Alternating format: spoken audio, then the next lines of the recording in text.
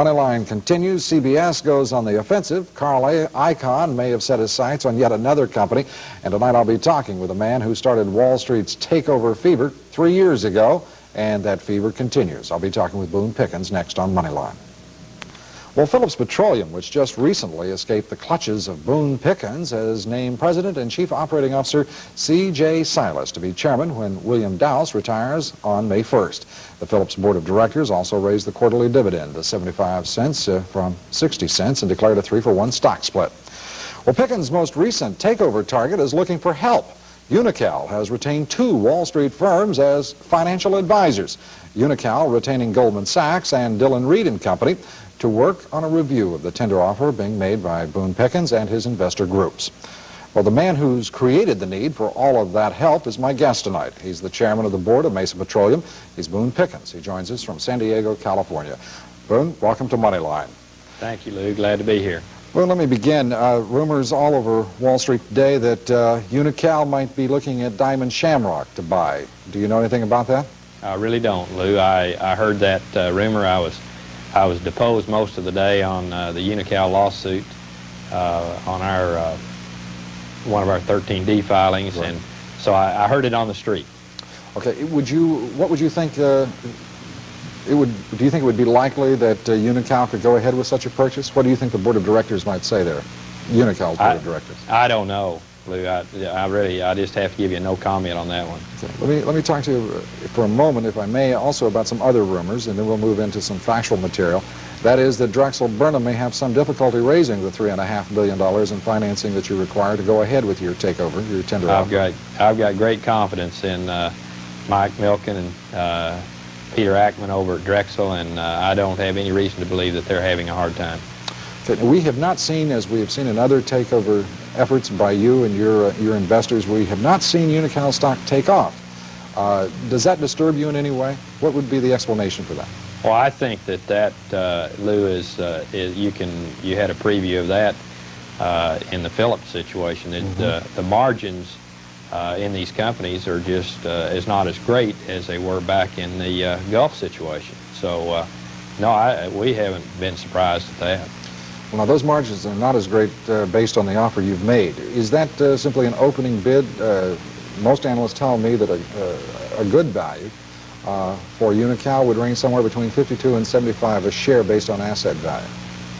Well, we're at 54, and we believe that's a very realistic price. We'll just let the stockholders decide. If they don't want it, well, they certainly don't have to turn their stock in. At this point, that meeting of the shareholders is coming up on the 29th. What do you expect to transpire? What do you want to transpire between now and then? Well, between now and then, we obviously the Unocal stockholders are going to be more informed about their company than they've ever been, and we will. I think we'll win the proxy fight to extend that annual stockholders meeting from the 29th of April to the 28th of June, and our offer that we made yesterday, I believe that we will be able to put together the necessary financing, and it will the offer will be concluded on May the 3rd. Now, the offer that you made was announced here in New York on a full page of the New York Times. It was not in the Journal, and it was not elsewhere. Why was that? Well, that was on Monday. I believe it was in the Journal today, and I believe it was also in the Los Angeles Times today. Right, but why was it not in those papers yesterday? Well, we made the decision over the Easter weekend to go forward with the offer. And we had ad space reserved we could get ad space in the New York Times, and I'm not positive about this, whether ad space was available to us in the Wall Street Journal and the Los Angeles Times. I don't know for sure, but I'm supposing that may have been the problem. In fact, then, this was, the decision to move ahead was a rather quick decision on your part, then. It was that, yes.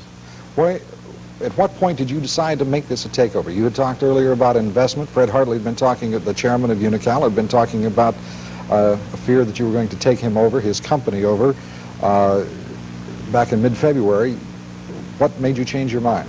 Well, when we filed the first 13D, it was for investment purposes only, and what happened between that filing on February 14th and March the 28th, well, there are really four things that happened to us there. One was that Mr. Hartley the chairman of the board of Unocal changed the bylaws, and those changes were definitely against the stockholders and arbitrarily took their rights away. Second, Mr. Hartley made it very clear that he would not cooperate with his largest and new stockholder and would not have anything to do with us. He would not return my telephone call, and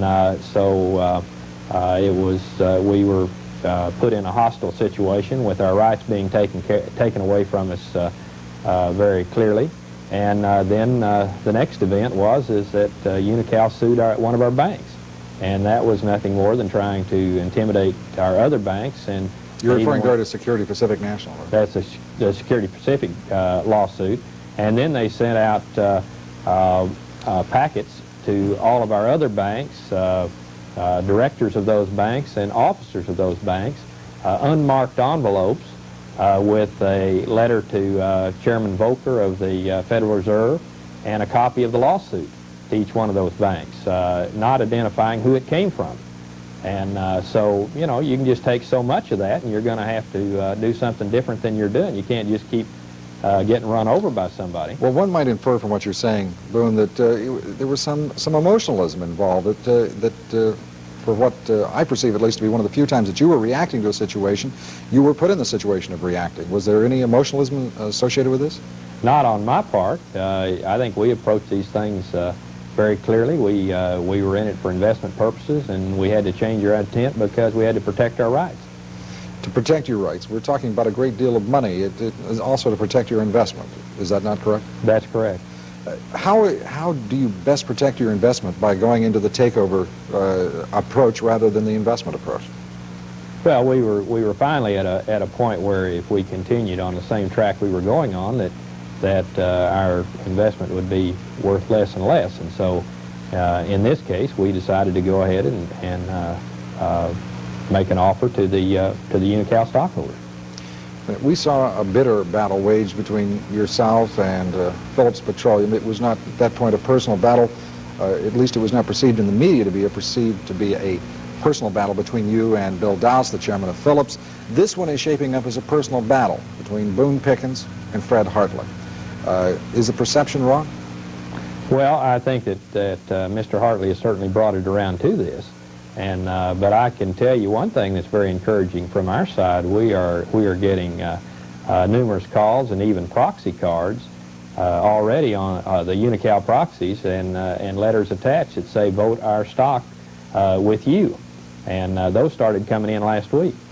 What happens if Fred Hartley calls up Boone Pickens tonight and says, Boone, we'll take you out at a very healthy premium. I'll let you put that premium somewhere in your own mind. What does Boone Pickens say? We won't have that kind of discussion, and Mr. Hartley knows that. If he wants to call me up and say, let's sit down and decide what we're going to do in the best interest of all the Unocal stockholders, I'll be glad to come to Los Angeles and talk to him. Boone, will you go out for a premium price and leave those shareholders out there to fend for themselves? We will not do that. We have never taken green mail. Okay. Boone, at this point, I want to ask you one last question, and that is, a lot of people on Wall Street are saying that Unocal may be a peculiar target for Boone Pickens to take over.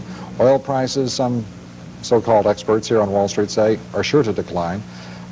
Some sagging demand for gas. Unocal rich in reserves of both gas and oil. How big a factor is that playing in your bid?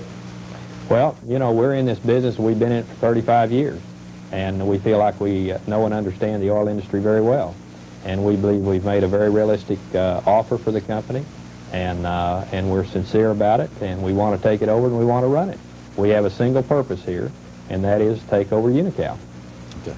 Boone, thank you very much for being with us here on Moneyline. Thank you. Boone Pickens, Chairman, Mesa Petroleum. Moneyline will continue in one moment.